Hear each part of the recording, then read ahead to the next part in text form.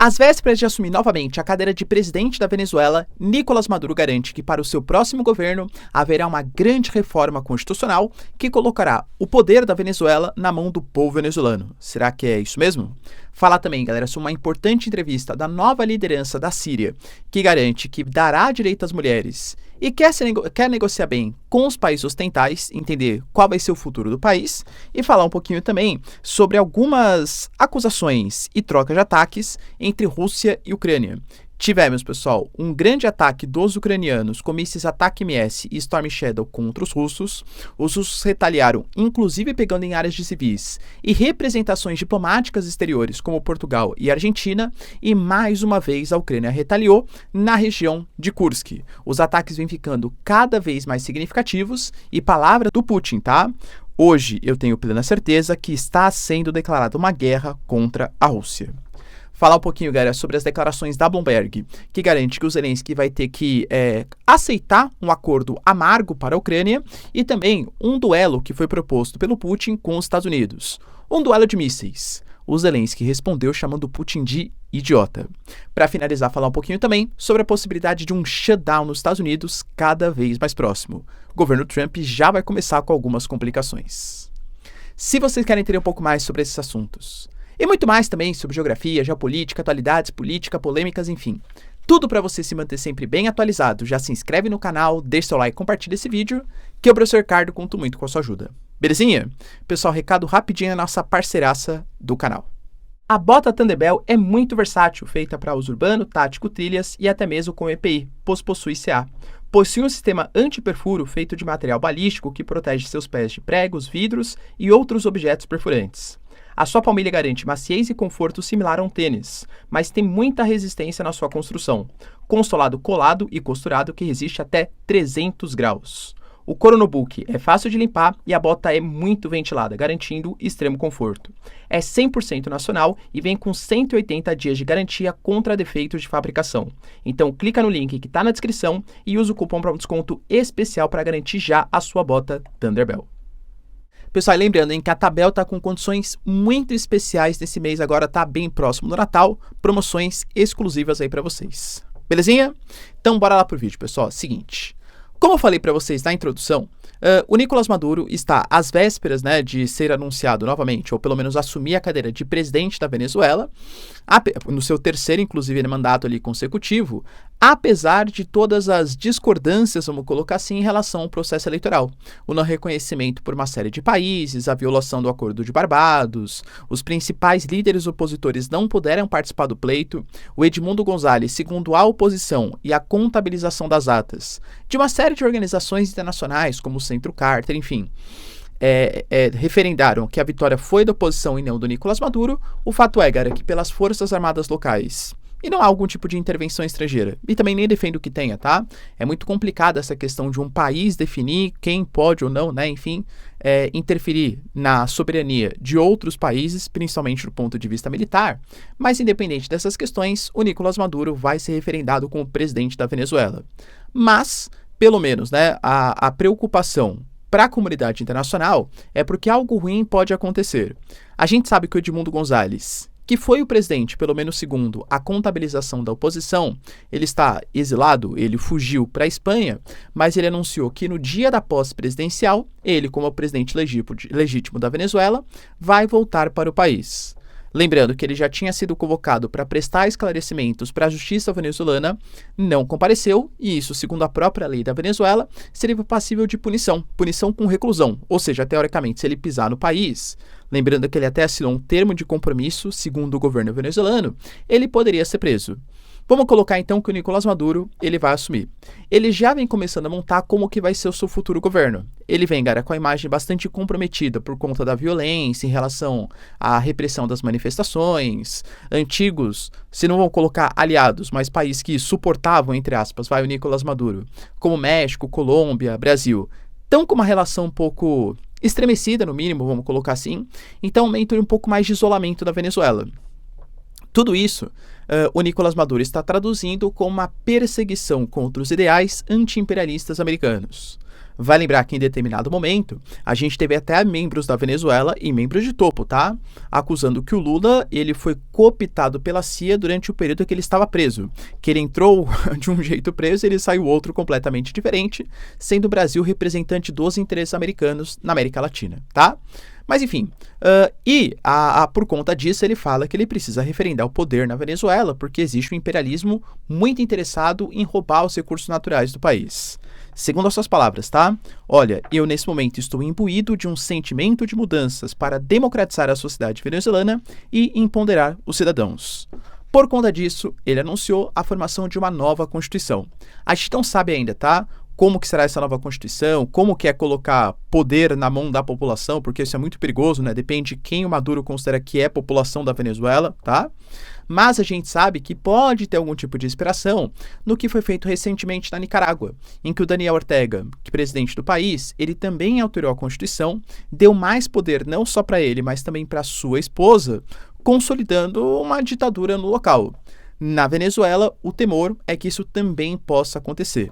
Quando surgirem mais detalhes, prometo que eu compartilho aqui com vocês atualizações sobre o país.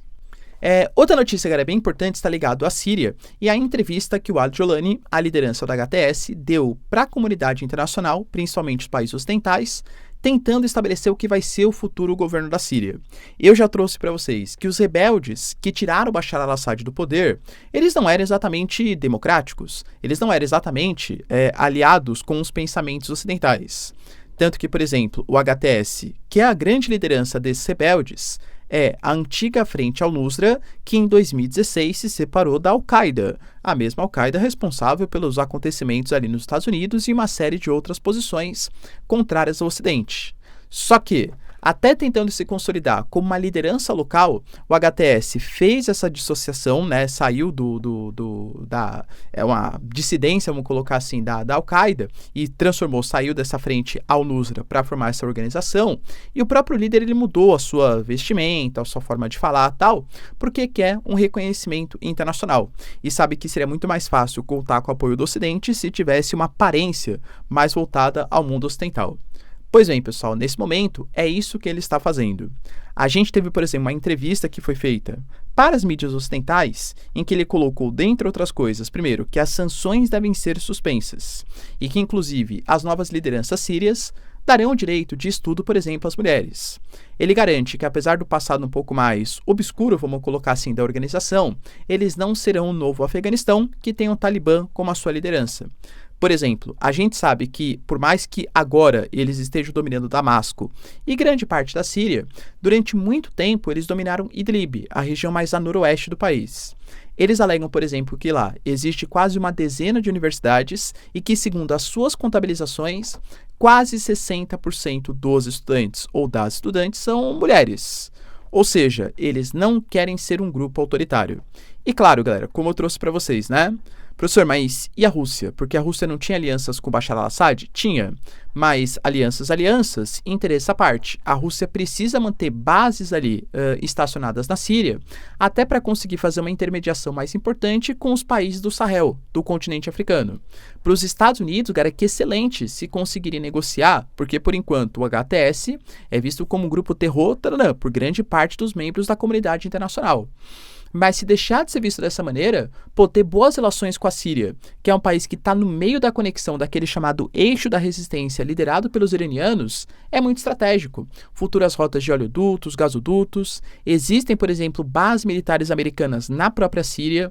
Vai lembrar, galera, que os números eles vão de 900 militares até 2.000 militares, e que, vai lembrar, durante muito tempo, os militares americanos foram acusados de facilitar e participar do contrabando de trigo, de petróleo, dentre outros minerais, tá? Vai lembrar, isso é bem importante, mas é importante estabelecer uma ligação interessante com os sírios. Então, nesse momento, o HTS tenta transpassar uma imagem de ocidentalização, uma imagem de moderação, abandonar aquele passado um pouco mais extremista, para se estabelecer como governo legítimo e reconhecido internacionalmente. Na minha concepção, como as grandes potências têm interesse que isso aconteça, pelo destaque, pela importância que a Síria tem, acho que isso vai acabar rolando mesmo. Outra notícia, cara, bem importante, está ligado aos ataques que a gente teve dos ucranianos em direção à Rússia. Foram feitos ataques novamente com mísseis de longo alcance, mísseis cedidos pelo Ocidente, os ataques MS cedido pelos Estados Unidos e Storm Shadow cedido pelos britânicos. Segundo as informações, tá? O ataque ele foi contra Rostov, só que dos mísseis que foram disparados, os russos conseguiram derrubar todos os ataques MS e 3 dos 4 Storm Shadow que foram disparados. O Putin alegou que por mais, porque a Ucrânia fala que foi somente contra instalações militares. O Putin fala que não e fala que isso vai ou iria sofrer algum tipo de retaliação, muito possivelmente com os Oreshnik. No final das contas, não foi isso que aconteceu. Realmente houve retaliação. Só que o Putin ele disparou mísseis hipersônicos Kinzhal e os balísticos Iskander em alguns pontos da Ucrânia. E a gente tem imagens de pontos culturais, igrejas, por exemplo, imagens, por exemplo, de centros ali de inteligência também que foram atacados. A própria Rússia coloca, tá, que um dos pontos foi o ponto de coordenação do SPU, que é o sistema ali de inteligência dos ucranianos, com o intuito de responder aos ataques com mísseis de longo alcance que foram realizados. Só que foi em Kiev. Cara, Kiev é uma cidade que tem cerca de 3 milhões de habitantes, em alguns pontos com alta densidade demográfica. Então, a reclamação dos ucranianos é que a Rússia ignora a questão dos civis que ali estão mobilizados para fazer os ataques com seus objetivos. A Rússia fala que não, que só tem a finalidade militar. Um dos pontos que foram alvos, que receberam os ataques, foram pontos da representação diplomática, principalmente de Portugal, mas que no mesmo local também tem da Argentina, do Azerbaijão, se eu não me engano, e já começaram algumas reclamações, porque você está violando o princípio da inviolabilidade diplomática. Cara, quando a Rússia faz um ataque, por exemplo, que pega numa representação diplomática dos portugueses, e Portugal, lembrando, tem alianças militares com o Ocidente, isso pode representar algum tipo de risco. Professor, quer dizer então que Portugal vai se sentir atacado? Não vai, né? Mas assim, algum tipo de resposta mais efetiva, isso de fato pode acontecer. Ou seja, a Rússia fala que só fez esse ataque por conta dos mísseis de longo alcance que foram utilizados. Só que a Ucrânia fez um outro ataque novamente. Dessa vez, galera, na região de Kursk, numa cidade chamada de Hilsk. Inclusive, a Ucrânia fala que nesses últimos dias, nas últimas 24 horas, foi o maior número de perdas de militares russos desde o início do conflito. A Ucrânia garante que foram cerca de 2.200 militares russos que morreram só nas últimas 24 horas.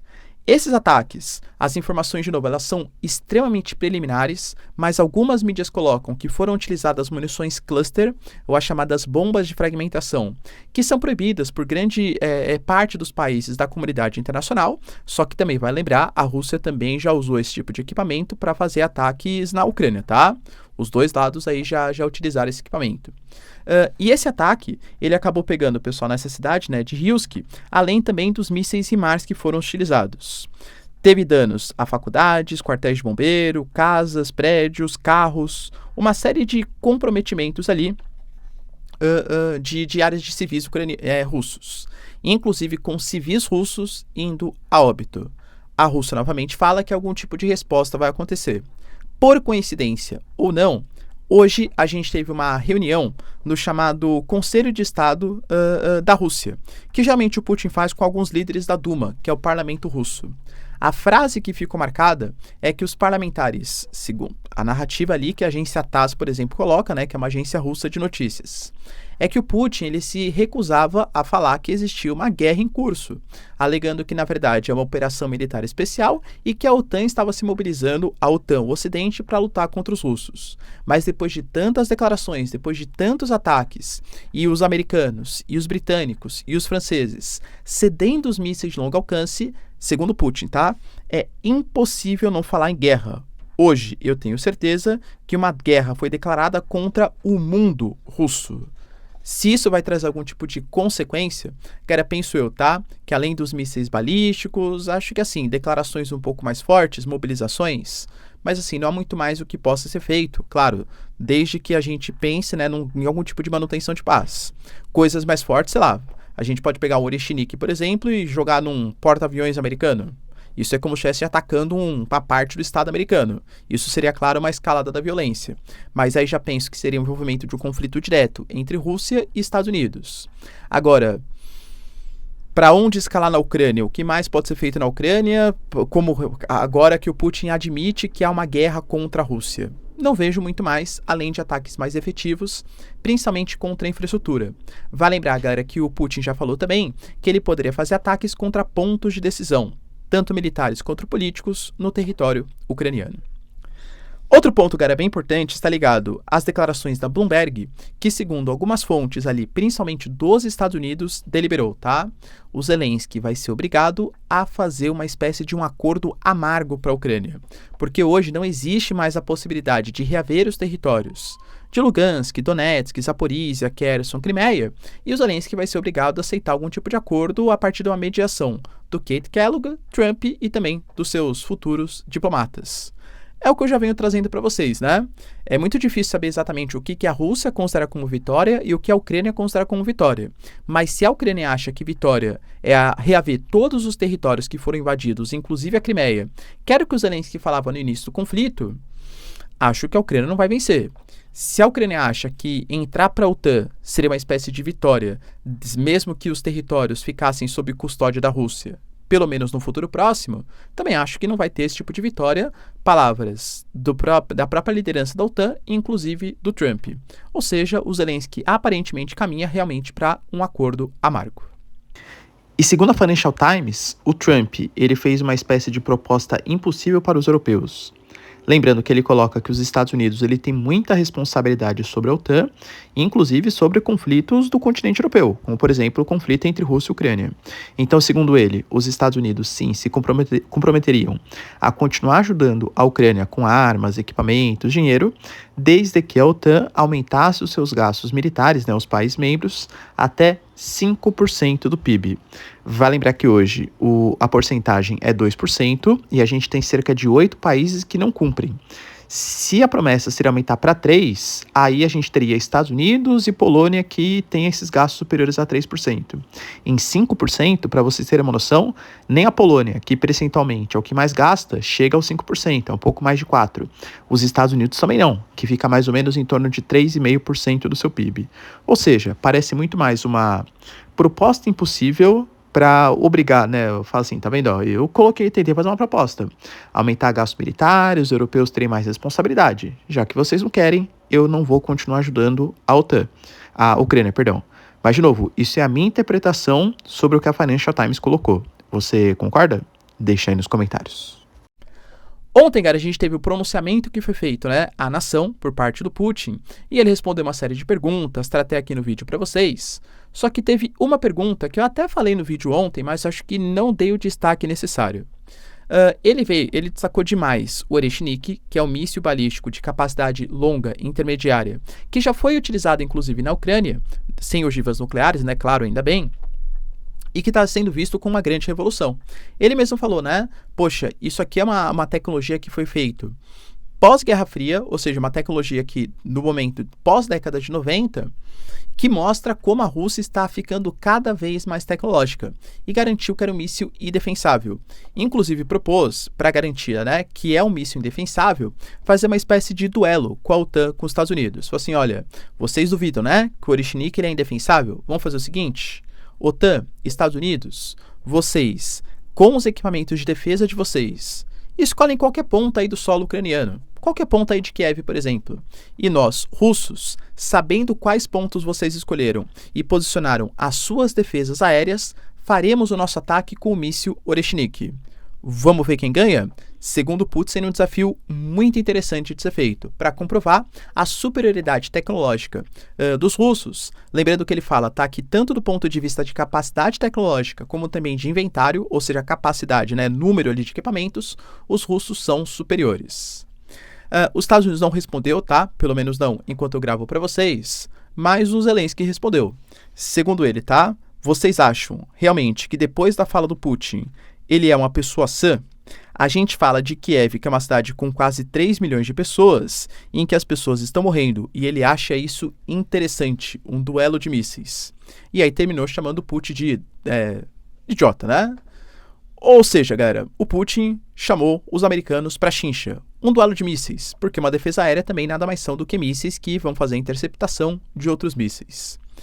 Será que quem venceria esse duelo aí, hein? Aliás, né? E se eles propusessem um duelo entre Estados Unidos e Rússia, não exatamente em Kiev, mas em Washington e Moscou? Talvez fosse mais interessante, né? Para comprovar o domínio aí de algum dos países. E para finalizar, pessoal, notícias importantes também acerca de uma possibilidade de shutdown nos Estados Unidos. Para quem não sabe, os Estados Unidos, né, não, acho que todo mundo sabe, né, não é uma ditadura, é claro, e quando você tem um presidente que vai assumir a cadeira de presidente, ele não vai governar o país como um todo, gastando dinheiro da maneira como ele quer. Existe um pacote orçamentário, uma lei orçamentária que é definida pelo parlamento americano. Só que a lei que tinha sido proposta, segundo o Trump e os seus assessores, leia-se, cara, Elon Musk principalmente, que faz parte de uma pasta hoje do governo americano, né? Fará, né, no governo Trump, que pensa na redução dos gastos públicos, falou que era um orçamento que estava muito engessado e que inclusive não deixava aumentar a dívida do Estado americano, que mais ou menos hoje é em 36 trilhões de dólares. Professor, mas o Trump ele quer aumentar a dívida dos Estados Unidos? Ele alega que no primeiro momento sim, porque ele vai fazer uma redução muito sensível dos impostos e isso vai diminuir a arrecadação. Diminuindo a arrecadação, vai ter que se endividar para conseguir honrar com seus compromissos. Só que ele fala que em médio e longo prazo, isso vai trazer tantos benefícios para a sociedade americana que apesar de um endividamento em curto prazo, a longo prazo isso vai até solucionar a dívida americana. Pelo menos, claro, é o plano do Trump, né? O Elon Musk, inclusive, falou em reduzir em 2 trilhões os gastos públicos e promover uma série de isenções fiscais. Tivemos uma votação, o novo orçamento que foi proposto. Pois bem, galera, por 174 a 235 votos, a Câmara rejeitou. Vale lembrar, galera, que desses votos que rejeitaram, 38 são votos de republicanos. Se todos os republicanos que votaram não tivessem votado sim, a proposta orçamentária teria passado. É o que eu falo para vocês, claro, né? Cara, esses republicanos que votaram não, muitos deles, por exemplo, podem estar saindo no próximo período aí. Mas o Trump não é um sentimento uníssono no Partido Republicano. É um partido muito grande, com pensamentos muito diferentes, e o Trump é um cara que ele é muito mais trumpista do que exatamente republicano, né? Então isso pode trazer um certo racha na sociedade americana. Professor, e se ele assumir, porque tem até sexta-feira agora, né? E se ele assumir, por exemplo, e não tiver uma lei orçamentária garantida? Simples, ele não pode governar. Na verdade, governar ele pode, mas ele não pode ter gastos públicos federais. A gente fala hoje de quase 2 milhões de servidores públicos federais nos Estados Unidos. E, cara, nível federal é proteção de fronteira, é questão de pacote econômico internacional, ajuda a aliados. Tudo isso fica paralisado. O Trump ele passou por isso no seu primeiro governo, talvez vocês se lembrem, porque ele queria incluir no orçamento a questão de gastos com o muro inteligente, e o parlamento não queria. Dessa vez, cara, muito por conta dessa possibilidade de aumento do teto e também das propostas econômicas um pouco mais polêmicas do Trump, pode rolar um novo shutdown nos Estados Unidos. Será que vai? Deixa aí nos comentários, quero saber sua opinião. No mais, pessoal, se vocês curtiram o vídeo, tamo junto, beijos, abraços e tchau, tchau.